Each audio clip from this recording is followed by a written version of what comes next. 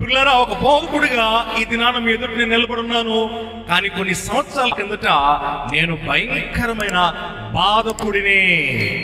బాధకుడు అని ఎవరిని అంటారంటే, కుటుంబ బాధ్యతల్ని గమనించకుండా సంపాదన అంతా కూడా త్రాగుడి ఖర్చు పెడుతూ బాధ్యతారహితంగా ఉన్న భర్తని భార్య ఏమంటది, ఎందుకయ్యా ఇలా బాధ పెడుతూ ఉన్నావు, సంపాదన అంతా వృధా చేస్తూ ఉన్నావు, నీ ఆరోగ్యం పాడు చేస్తూ ఉన్నావు, తాగింది కాక ఇంటికి వచ్చి నన్ను కొడుతున్నావు, తిడుతున్నావు, ఎందుకయ్యా నన్ను ఇంత బాధ పెడుతున్నావు అని ఒక తల్లి అంటది, ఒక భార్య అంటది. ఒకప్పుడు నా జీవితం అలాంటిది. 2009 సంవత్సరంలో పిల్లరా, నేను ఎక్కువసేపు నా సాక్ష్యాన్ని చెప్పను, చాలా పెద్ద సాక్ష్యం. కొద్ది నిమిషాల్లో నేను కొన్ని ప్రాముఖ్యమైన విషయాలు నేను మీతో పంచుకోవాలని ఆశపడుతూ ఉన్నాను. 2009 సంవత్సరంలో పిల్లరా, నాకు ఇంచుమించు అప్పటికి వయసు 21 ఏళ్ళు ఎంతో ఉంటాయి. ఆ వయసులో చాలా తిరుగుబాటు స్వభావం కలిగిన వ్యక్తిని, ధిక్కారపు స్వభావం కలిగిన వ్యక్తిని. దేవుడు అంటే భయం లేదు, కుటుంబ పెద్దలంటే భయం లేదు. మా తండ్రి గారు నాకు 1.5 సంవత్సరం వయసు ఉన్నప్పుడు చనిపోయారు. రైల్వే డిపార్ట్మెంట్ లో ఆఫీసర్గా పనిచేసేవారు. ఆ ఉద్యోగం మా అమ్మగారికి వచ్చింది. నేను పుట్టి పెరిగింది విజయవాడ ప్రాంతంలో. పిల్లరా, తండ్రి లేని కొడుక మా తల్లి గారు నన్ను చాలా గారాభంగా పెంచారు. ఆ గారాభము ఎంత ప్రేమ చూపించేవాళ్ళంటే, మమ్మీ 100 రూపాయలు ఇవ్వంటే మా మమ్మీ ఆ రోజులు ఏం చేసేదంటే 500 ఇచ్చేది. అంత ప్రేమ. ఎంత అడిగా నేను, మమ్మీ నాకు 100 రూపాయలు ఇవ్వా పాకెట్ మనీ అంటే, అమితమైన ప్రేమతో, తల్లి ప్రేమ కదా. మా అమ్మగారు ప్రేమ అంతా ఎలా చూపించేదంటే డబ్బులు ఇవ్వటమో చూపించేది మా అమ్మగారి ప్రేమ. ఆవిడ వృత్తిరీత్యా చాలా బిజీగా ఉండేవాళ్ళు అనమాట. రైల్వే డిపార్ట్మెంట్ లో కమర్షియల్ సూపర్వైజర్ గా పనిచేశారు 33.5 సంవత్సరాలు. చేతిలో డబ్బులు ఉండేవి, తండ్రి లేడు, దేవుడు భయం లేదు, చేతిలో డబ్బులు ఉన్నాయి. ఎవరు వస్తారు ఇప్పుడు? పనికిమాల స్నేహితులు అందరూ కూడా నా చుట్టూ చేరారు పిల్లరా. కాబట్టి నా ఇంటర్ వయసులో నుండి రాజకీయ నాయకులతో సహవాసం చేసేవాడిని, రాజకీయ నాయకులతో సన్నిహితునిగా ఉండేవాడిని, అనుచరునిగా ఉండేవాడిని. గొడవలు, కొట్లాట్లు అది ఏ స్థాయికి వెళ్ళిందంటే 2009 సంవత్సరంలో పిల్లరా, నా ప్రత్యర్థిని తల నేను బాటిల్ తీసుకుని పగలు కొట్టేస్తే బుర్రలోకి గాజు పెంకి వెళ్ళిపోయి ప్రాణాపాయ స్థితిలో, మరణించే స్థితిలో అక్కడ గవర్నమెంట్ హాస్పిటల్లో చేర్చబడ్డారు. నా మీద అటెంప్ట్ మర్డర్ కేసు పెట్టడం జరిగింది. జైలు గోడల మధ్య నేను బంధించబడ్డాను. 2009 సంవత్సరము జైలు గోడల మధ్య అటెంప్ట్ మర్డర్ కేసులో ఒక ముద్దాయిగా నేను బంధించబడిన స్థితిలో ఉన్నాను పిల్లరా. ఆ సమయంలో నేను దైవములుగా ఆరాధిస్తున్నటువంటి 3 దేవుళ్ళు నాకున్నారు, 3 స్వాములు ఉన్నారు. వారు మా కుల దైవములై ఉన్నారు పిల్లరా. నా ఇంటి పేరుతో నా కులం ఏంటో మీకు అర్థమైపోయి ఉంటుంది. నేను దాని గురించి ఎక్కువ మాట్లాడను. ఎందుకంటే క్రీస్తు రక్తములో కడగబడిన తర్వాత, రక్షణ పొందిన తర్వాత మనకు కులం ఉందండోయ్. తెలుసా కులం ఏంటో చెప్తారా మాస్టర్ గారు? రక్షించబడిన తర్వాత కులం ఏంటండి అని తీరు చూస్తున్నారు నా వైపు కోపంగా. ఉన్నదండో యొక్క కులం అదేంటంటే స్వార్థి కులం. చప్పట్లు కొట్టండి, దేవునికి స్తోత్రం. మన కులం ఏంటి? స్వార్థి కులం. మనం పొందిన రక్షణ స్వాస్థ్యము, రక్షణ జ్ఞానాన్ని ఇతరులకు మనం తెలియజేసే స్వార్థి కులం అయిపోయాం. దేవునికి స్తోత్రం. కాబట్టి పిల్లరా, నేను జైలు గోడల మధ్య బంధించబడిన స్థితిలో మా యొక్క కులదైవాలైనటువంటి 3 దేవులకి నేను ప్రార్థన చేస్తున్నాను. స్వామి, ఎన్నో పూజలు చేశాను, హోమాలు, రథాలు, యాత్రలు చేశాను. ఇదిగో ఎన్నో నేను మీ కొరకు మంచి మంచి కార్యాలన్నీ చేశాను. అవన్నీ జ్ఞాపకం చేసుకుని నన్ను దర్శించండి, నన్ను దర్శించండి, సహాయం అందించండి అంటే ఏ దేవుడు నాకు సహాయం పంపించలేదు. ఆ తర్వాత అనుకున్నాను, ఇదిగో నాతో కలిసి నా డబ్బులతో పీకల దాకా తాగారే నా స్నేహితులు, ఎవరో ఒకరు రాకపోరా అని చెప్పి జైలు గోడల మధ్య బంధించబడిన స్థితిలో నా స్నేహితుల సహాయం కొరకు ఎదురు చూస్తూ ఉన్నాను. రోజు నా డబ్బులతో తాగిన వాళ్ళు ఉన్నారు చాలా మంది. యవన కాలంలో వాళ్ళెవరు నాకు సహాయం చేయడానికి రాలేదు పిల్లలు. నేను నమ్ముకున్నటువంటి రాజకీయ నాయకులు ఎవరు సహాయం పంపించలేదు. నా అనుకొని రోజు నా డబ్బులతో పీకల దాకా తాగించినటువంటి నా స్నేహితులు ఎవరు సహాయం చేయడానికి రాలేదు. పిల్లరా, నిస్సహాయమైన పరిస్థితుల్లో నేను కొట్టబడి జైలు గోడల మధ్య బంధించబడి రేపటి దినాన్న కోర్టు ఎదుట న్యాయస్థానంలో నేను హాజరుపరచబడి 11 రోజులు రిమాండ్కి వెళ్లే పరిస్థితి. కాబట్టి ఆ బంధించబడిన స్థితిలో నేను మూలుగుతూ కన్నీళ్లు గారుస్తూ ఉన్నప్పుడు పశ్చాత్తాపముతో నేను విశ్వసించని, నేను నమ్మని రక్షకుడైన యేసుక్రీస్తు ప్రభువారు జైలు గోడల మధ్యన దర్శించారు. చప్పట్లు కొట్టి దేవుని నామమును మహిమపరచండి. దేవునికి స్తోత్రం.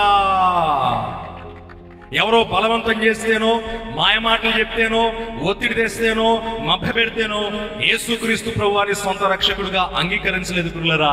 రుచి చూచి ఎరిగి తిని యెహోవా ఉత్తముడని దేవునికి స్తోత్రం. చప్పట్లు కొట్టండి.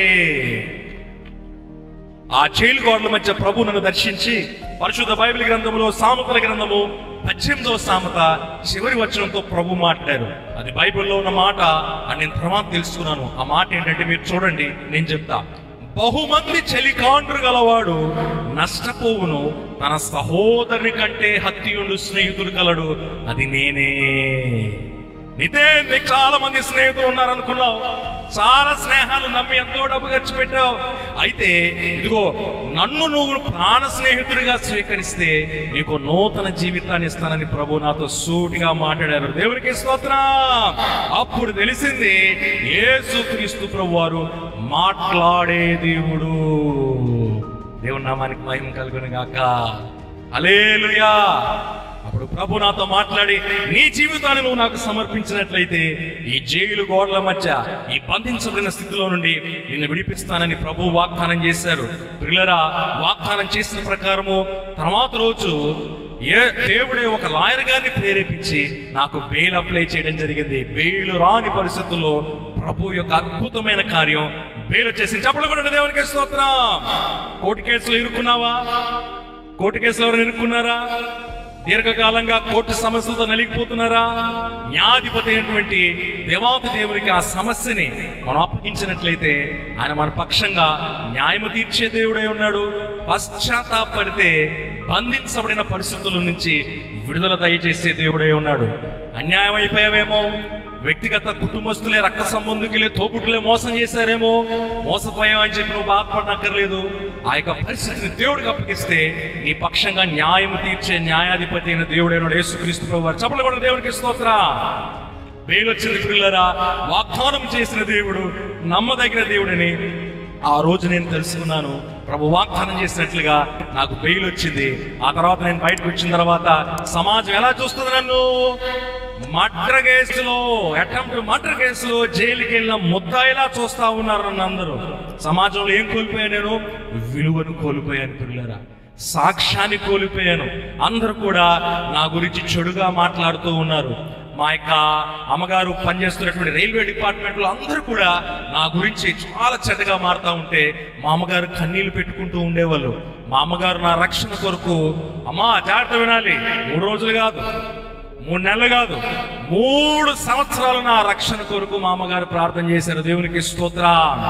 ఆమె కన్నీటి ప్రార్థన ఈ దినాన దేవుని కొరకు స్థానికంగా ఈ దేశంలోనూ అలాగనే వేరే దేశాల్లో కూడా దేవుని పరిచర్లో ఈ విధంగా నేను వాడబడుతున్నానంటే, దేవుని కొరకు ప్రకాశిస్తూ ఉన్నానంటే దానికి కారణం ఏంటంటే 3 సంవత్సరాలు మా తల్లి గారు చేసినటువంటి కన్నీటి ప్రార్థన. దేవునికి స్తోత్రం.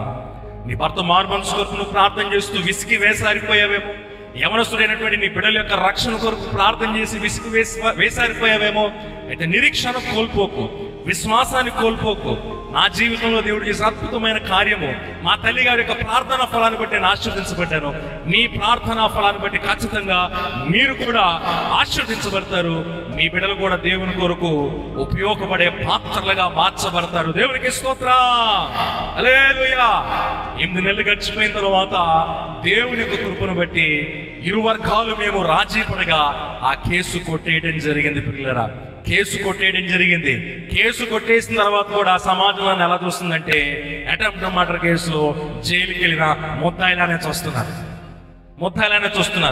దేవ, నా జీవితాన్ని మార్చుకుంటాను, నా చదువు నేను పూర్తి చేసుకుంటాను, సమాజంలో ఏదైతే అభిప్రాయం నా మీద ఉందో అభిప్రాయాన్ని మార్చుము దేవా అని ప్రార్థన చేశాను.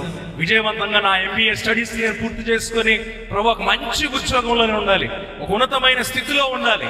సమాజంలో ఇదిగో నా వల్ల నా తల్లి మీద వచ్చినటువంటి ఆ యొక్క అవమానం ఏదైతే ఉందో, నింద ఏదైతే ఉందో, నేను హెచ్చించబడి గణపరచబడి ఉన్నతమైన ఉద్యోగంలో ఉంచబడి మా అమ్మగారికి నేను సంతోషాన్ని ఇవ్వాలి, నా కుటుంబ గౌరవం నిలబెట్టాలి. దేవా కార్యం చేయని విశ్వసించి ప్రార్థన చేయగా దేవుడు నాకు స్పైస్జెట్ ఎయిర్లైన్స్ అనే విమాన సంస్థలో ఉద్యోగం దయచేశారు. దేవునికి స్తోత్రం. చెప్పలు కొట్టండి. మనం ఊహించిన దానికంటే, ఆశించిన దానికంటే, కోరుకున్న దానికంటే, ప్రార్థన చేసిన దానికంటే మరింత మేలైనది ఘనమైనదే మన దేవుడు మనకి ఇవ్వడానికి ఇష్టపడతారు. చప్పట్లు కొట్టిన దేవునికి స్తోత్రం. అంత గొప్ప ఉద్యోగాన్ని ప్రభు నాకు 2011 సంవత్సరంలో వాగ్దానం చేసి దయచేయడం జరిగింది. 2011 సంవత్సరం నుంచి 13వ సంవత్సరం వరకు హైదరాబాద్ ఎయిర్పోర్ట్ లో, అలాగే విజయవాడ ఎయిర్పోర్ట్ లో నేను ఫ్లైట్ ప్లానర్ గా పనిచేస్తున్నాను పిల్లరా. ఇప్పుడు నేను దేవుడికి చేసిన వాగ్దానం ఏంటి? కేసు నుంచి తప్పించబడి అలాగనే మంచి ఉద్యోగం వస్తే నీ సాక్షిగా జీవిస్తానని వాగ్దానం చేశాను కదా. కానీ అందరిలానే దేవుడు నన్ను ఆశీర్వదించిన తర్వాత వాగ్దానాన్ని మర్చిపోయాను. ఆశీర్వదించిన దేవుని మర్చిపోయి ఆశీర్వాదాన్ని బట్టి ఆనందిస్తూ ఉన్నాను. గమనించాలి, ఆశీర్వదించిన దేవుణ్ణి మర్చిపోయాను, ఆశీర్వాదాన్ని బట్టి ఆనందిస్తూ ఉన్నాను పిల్లరా. మరలా ఉద్యోగము, రాత్రి అయితే త్రాగుడు. నాతో త్రాగినటువంటి నా స్నేహితుడు చనిపోవడం జరిగింది. అంత భయంకరమైన త్రాగుబోతుగా ఉండేవాడిని, జోదగాడిగా ఉండేవాడిని. ప్రభు ఒకసారి దర్శించారు, అయినా నా జీవితాన్ని నేను మార్చుకోలేదు. తిరిగి లోకంలో జారిపోయాను. 3 సంవత్సరాలు గడిచిన తర్వాత ఫ్లైట్కి ప్లాన్ వేసేవాడిని. నాకు వచ్చిన ఆలోచన, ఫ్లైటే నడిపేస్తే బాగుంటుంది అనుకున్నాను. ప్రార్థన చేయకుండా, దేవుని చిత్తాన్ని గ్రహించకుండా, అభిషేకులైనటువంటి సేవకుల యొక్క ప్రేయర్ సపోర్ట్ తీసుకోకుండా, స్వచిత్తానుసారంగా స్వబుద్ధిని ఆధారం చేసుకొని దేవుడు ఇచ్చిన ఉద్యోగానికి రాజీనామా చేశాను. నేను నా పైలట్ స్టడీస్ కొరకు సిద్ధపడుతూ ఉంటే ఉన్న పాలుగా కింగ్ ఫిషర్ ఎయిర్లైన్స్ అనే పెద్ద విమాన సంస్థ మూతపడిపోయింది. ఉన్న పైలట్లకే ఉద్యోగం లేని పరిస్థితి, భయంకరమైన రెసిషన్. ఇటు ఉద్యోగం పోయే, చదవాలన్న చదువు ఇప్పుడు చదవాలా వద్దా? ఎందుకంటే అక్షరాల 35 లక్షల రూపాయలు ఖర్చు పెట్టాలి 2 సంవత్సరాలకి ఆ చదువు చదివి విమానాన్ని నడపడానికి. ఈ లోపల ఏమైందంటే, నాతో వివాహం కొరకు నిశ్చయించబడినటువంటి అమ్మాయి హ్యాండ్ ఇచ్చింది. ఇది ఇంకా బాధ, కూర్చోగా అర్థమైంది. అప్పుడు అనుకున్నాను, కెరియర్ లో ఫెయిల్ అయిపోయాను, అలాగనే లవ్ లో ఫెయిల్ అయిపోయాను, ఇక జీవితంలో ఫెయిల్ అయిపోయాను, కొడుకుగా ఫెయిల్ అయిపోయాను, ఇక చావే శరణ్యము అనుకున్నాను పిల్లరా. సమస్తము పోగొట్టుకున్నాను, ఇక చచ్చిపోవడానికి సిద్ధపడుతూ ఉన్నాను. చావడానికి ఏమో నాకు ధైర్యం సరిపోవట్లేదు. 3 పూట్ల త్రాగడం మొదలు పెట్టాను అన్నమాట. సమస్తం కోల్పోయినవి. రోజు మరలా పాత పనికిమాలి స్నేహితులు బ్యాచ్ అంతా వచ్చి మళ్ళీ నా డబ్బులతో తాగేవాళ్ళు నా చుట్టూ చేరి. కానీ ఒక్కడు కూడా, గమనించండి పురుషులు చాలా జాగ్రత్తగా గమనించండి, నితిన్కి ఏ కష్టం వచ్చింది, ఎందుకింత తాగుతున్నాడు, ఎందుకింత ఆరోగ్యాన్ని పాడు చేసుకున్నాడు, తన సమస్య ఏంటి, తన బాధ ఏంటని ఎవడు ఆలోచించాలి. పేకలు తాగిన డబ్బులతో త్రాగి వెళ్ళిపోయే వాళ్ళు ఎంత తాగినా నా హృదయం ఉన్న బాధ బయటికి వచ్చేది కాదు, పోయేది కాదు పిల్లలు. 2013 సంవత్సరము జూన్ మాసం ఒక దినాన విషయం తెచ్చిపెట్టుకొని కూర్చొని, దేవా సమస్తమును కోల్పోయాను, నీకు ఇచ్చిన వాగ్దానాన్ని మర్చిపోయే లోకం కొరకు మళ్ళీ జీవించాను, కాబట్టి ఇక చనిపోదాం అనుకుంటున్నాను. అయినా సరే మరొక్కసారి నీ కృప చేతను నన్ను దర్శిస్తే నేను జీవిస్తాను ప్రభువా, లేకపోతే ఆత్మహత్య చేసుకొని చనిపోతాను. ఎందుకంటే ఆ ముందు రోజు రాత్రి తప్పతాకి ఇంటికి వచ్చి వాంతులు చేసుకుంటే ఏ పాస్టర్ అలా చెప్పున్నాడేమో, కానీ మీకు అర్థం అవ్వాలి నేనంతా దౌర్భాగ్యం ఒకప్పుడు. అందుకే చెప్తున్నాను, వాంతులు చేస్తుంటే మా తల్లి గారు వాంతులంతా తుడుచుకొని, నేను తెల్లవారుజాము లేచిన తర్వాత అమ్మగారు అన్న మాట ఏంటంటే, అరే నిన్ను కన్నందుకు నాకు ఉపయోగం ఏమీ లేదు, నిన్న కన్న పాపానికి నాకు అవమానమే మిగిలింది, నిందే మిగిలింది, సమాజంలో తల దించుకున్నాను నీ వల్ల నాకు ఉపయోగం ఏమీ లేదు, కన్నందుకు 3 మెతుకులు పడేస్తాను, తినో మూల కూర్చో, అంతకన్నా గొప్ప సహాయం నాకేముండదండి. ఆ మాట దగ్గర చచ్చిపోదాం అనుకున్నాను పిల్లలు. రాత్రి విషయం తెచ్చిపెట్టుకుని ప్రార్థన చేసి పడుకున్నాను. తర్వాత రోజు చచ్చిపోదామని తీర్మానం తీసుకొని 3 గంటలకు మధ్యరాత్రుల్లో పరిశుద్ధాత్మ దేవుడు మేలుకొని ప్రార్థన చేయమనగా ప్రార్థనలో ఉంటూ ఉండగా రెండోసారి యేసయ్య మహిమా దర్శనం కలిగింది. చప్పట్లు కొట్టి దేవుని నామమును మహిమపరచండి. దేవునికి స్తోత్రం. నేను అనుకున్నాను నాకున్న పాపపు అలవాట్లను బట్టి నేను మళ్ళీ లోకంలో కలిసిపోయానని, యేసే నాకు దూరం అయిపోయాను అనుకుంటున్నాను. కానీ ప్రభు అన్నారు, నేను నీకు సమీపముగా ఉన్న దేవుణ్ణి. ఇదిగో నువ్వు మరలా బారికి వెళ్ళావే, ఆ బార్ దాకా నీతో నేను వచ్చాను. ఎవరట? ఆ బార్ దాకా యేసే నాతో వచ్చారట. నువ్వు బార్ లోపలికి వెళ్ళావు, కానీ నేను బారు బయట నీ కొరకు తండ్రికి, నీ రక్షణ కొరకు తండ్రికి విజ్ఞాపన చేస్తూ ఉన్నానన్నారు. దేవునికి స్తోత్రం. మనకున్న అలవాట్లను బట్టి దేవుడు నాకు దూరం అయిపోయాడు, ఇక దేవుడు నన్ను అంగీకరించడు, నేను పాపంలోనే ఉండాలి, నేను ఇంకా ఈ శాపంలోనే ఉండాలి అని కొంతమంది అలా అనుకుంటూ ఉంటారేమో. లేదు, నువ్వు ఎంత భయంకరమైన పాపైనా, ఎన్ని దురలవాట్లో ఉన్నా ఒక్కసారి ఆయన వైపు చూస్తే మరలా ఆయన హక్కున చేర్చుకోవడానికి సిద్ధంగా ఉన్నటువంటి ప్రేమ స్వరూపమైనటువంటి దేవుడు. చెప్పలేకుండా దేవునికి స్తోత్రం. నేను నీకు దూరం అయిపోయాను అనుకుంటున్నావు, కానీ నేను నీకు సమీపముగా ఉన్నా, నిత్యము నీ రక్షణ కొరకు తండ్రికి విజ్ఞాపన చేస్తూ ఉన్నానని ప్రభు మాట్లాడిన తర్వాత నా పాపాలన్నీ ఒప్పేసుకున్నాను. పిల్లరా, జ్ఞానం వచ్చిన సంవత్సరం మొదలుకున్న ఆ సంవత్సరం ఆ దినం వరకు చేసిన పాపాలన్నీ ఒప్పుకున్న తర్వాత నా హృదయం తేలికైపోయింది. వాగ్దానం నెరవేర్చబడింది. వాగ్దానం ఏంటంటే, ప్రయాసపడి భారం మోయించిన సమస్త జనులారా నా యొద్దకు రండి, నేను మీకు విశ్రాంతిని కలగజేసేదను. నా హృదయ భారం అంతా ఏం చేశారంటే ప్రభు ఒక్క నిమిషంలో తీసేశారు. ఆ భారం అంతా తొలగిపోయింది. ఆత్మహత్య చేసుకునే తలంపులు, నిరాశ, నిస్పృహ ఇవన్నీ కూడా ప్రభు నాలోంచి తీసేయడం జరిగింది. ఒక నూతన సృష్టిగా, ఒక క్రొత్త మనస్సు పరిశుద్ధాత్మ దేవుడు ఆ రాత్రి నాకు దయచేశారు. దేవునికి స్తోత్రం. కాబట్టి వెంటనే పశ్చాత్తాపడి నా జీవితాన్ని మార్చుకోవడానికి సిద్ధపడి ప్రార్థన చేస్తున్న ప్రభు చెప్పారు, ఇదిగో ఓ సేవకుని చూపించి, అదిగో ఆ సేవకుని కింద ఒక మంచి ఆత్మీయ కుమారుడిగా ఉండు, రక్షణ పొందని చెప్తే వెంటనే ఆ సేవకుడి దగ్గరికి వెళ్ళాను. అయ్యగారు వందనాలండి, ప్రభు నాతో మాట్లాడారు, మీ కింద ఒక మంచి ఆత్మీయ కుమారుడిగా నేను ఉండాలని ప్రభు నాకు చెప్పారు, కాబట్టి మీరు ఏ పని చెప్పినా చేయడానికి నేను సిద్ధంగా ఉన్నానని ఆ విధంగా ఆ సేవకుని యొక్క పరిచర్యలో ఇంచుమించు 2.5 సంవత్సరాలు తెర వెనకాల చాలా కష్టపడ్డాను. పిల్లరా, అయితే ప్రభు ఇప్పుడు నా జీవనోపాధి ఏంటి, ఏం చేయాలంటే ప్రభు ఒక వ్యాపారం ప్రారంభించమన్నారు. వ్యాపారాన్ని ప్రారంభించాను. వ్యాపారంలో ప్రభు నన్ను మెండుగా దీవిస్తూ వచ్చారు. దేవునికి స్తోత్రం. నా వ్యాపారంలో 2 చేతులు నేను సంపాదిస్తున్నాను. 5 దేశాలు నా వ్యాపారంలో తిరుగుతూ ఉండేవాడిని. నా ఆశీర్వాదానికి కారణం ఏంటో చెప్పమంటారా, ముగించేయమంటారా? ముగించేయమంటారా? నా ఆశీర్వాదానికి కారణం ఏంటంటే పిల్లరా, మీరందరూ ఇప్పుడు నాతో చెప్పాలి. అందరూ నాతో చెప్పాలి. రెడీ ఉన్నారా? నా సేవకుని కుటుంబం బాగుంటే చెప్పాలి. అందరూ చెప్పండి. నా సేవకుని కుటుంబం బాగుంటే నా కుటుంబం బాగుంటది. దేవుని ఇల్లైనా నా మందిరం బాగుంటే నా ఇల్లు, నా గృహం బాగుంటది. దేవునికి స్తోత్రం. ఆశీర్వాదం ఎక్కడో లేదు. ఆ ప్రవక్త గారి దగ్గరికి, ఈ ప్రవక్తిని దగ్గరికి ఎక్కడికెక్కడికో పరిగెత్తక్కర్లేదు. పిల్లరా, మీ ఆశీర్వాదం ఎక్కడుందంటే ఇదిగో మీ సంఘములోనే ఉంది. దేవునికి స్తోత్రం. సేవకుని యొక్క కుటుంబం బాగుంటే మీ కుటుంబాలు బాగుంటాయి. దేవుని లేనటువంటి సంఘము బాగుంటే మీ కుటుంబాలు, మీ గృహాలు బాగుంటాయి. పిల్లరా, కాబట్టి ఉదయం అంతా వ్యాపారము, రాత్రి అయ్యేసరికి అయ్యగారికి ఫోన్ చేసామని, అయ్యగారు ఈరోజు మీటింగ్ ఎక్కడ ఉంది, ఎక్కడన్నా కూడుకుందా, గృహ కూడికలేనున్నాయా, వీధి కూడికలేనున్నాయా, ఎక్కడికైనా వెళ్ళాలి, ఎవరికైనా ప్రార్థన చేయడానికి, లేదా సంఘంలో ప్రార్థన అని సాయంకాలం సమయం నుంచి రాత్రికాల సమయం వరకు ఆ సేవకులతో ఉంటూ ఉండేవాడిని. తర్వాత వ్యాపారం బాగుంది, భక్తి జీవితంలో నేను అలాగ దినాభివృద్ధి చెందుతా ఉన్నాను. ఇక నా వివాహం కొరకు ప్రార్థన చేయడం మొదలు పెట్టాను. మా అమ్మగారు ఓకే, ఏదో సెట్ అయ్యాడు నా కుమారుడు, వ్యాపారంలో బాగానే సంపాదిస్తున్నాడు, ఆ రక్షణ పొందాడు, ఆత్మీయంగా బలపడుతున్నాడు సేవకుడి కింద అని మా అమ్మగారు ఏం చేశారంటే, తోటి ఎంప్లాయ్ అయినటువంటి ఒక స్నేహితురాలు ఉంది, ఆవిడ కుమార్తెని అడిగారు, ఏమే చిన్నప్పటి నుంచి మనం స్నేహితులం కదా, నీ కుమార్తెని మా కుమారుడికి ఇచ్చి వివాహం చేస్తామంటే ఆవిడది ఆరౌడిగా, అదుర్మార్గుడిగా, అదుష్టుడిగా అని అవమానించిన మా అమ్మగారిని. అంటే సమాజం ఇంకా ఏమనుకుంటున్నాను, అటెంప్ట్ మర్డర్ల కేసులు వెళ్ళినటువంటి ముద్దాయి కిందే సమాజం చూస్తా ఉంది నన్ను. మా అమ్మగారు చాలా బాధపడ్డారు. అప్పుడు అన్నాను, అమ్మ బాధపడకమ్మా, బాధపడకు, ఇలా ప్రార్థన చేద్దాం రా అని నేను మా అమ్మగారు మోకరించి ఇలా ప్రార్థన చేయడం మొదలు పెట్టాం. వివాహం కొరకు సిద్ధపడుతున్నటువంటి యవనస్తులు చాలా జాగ్రత్త తినాలి. దేవా, భౌతిక సంబంధమైన భూ సంబంధమైన తండ్రి నాకు లేడు గనక పరలోక సంబంధమైన నీవే నా తండ్రివి. నా వివాహ చిత్తాన్ని మీ కృప కలిగిన హస్తానికి అప్పగిస్తూ ఉన్నాను. మీ చిత్తానుసారంగా నా జీవితంలో వివాహాన్ని జరిగించుము దేవా అని ప్రార్థన చేయడం మొదలు పెట్టాను.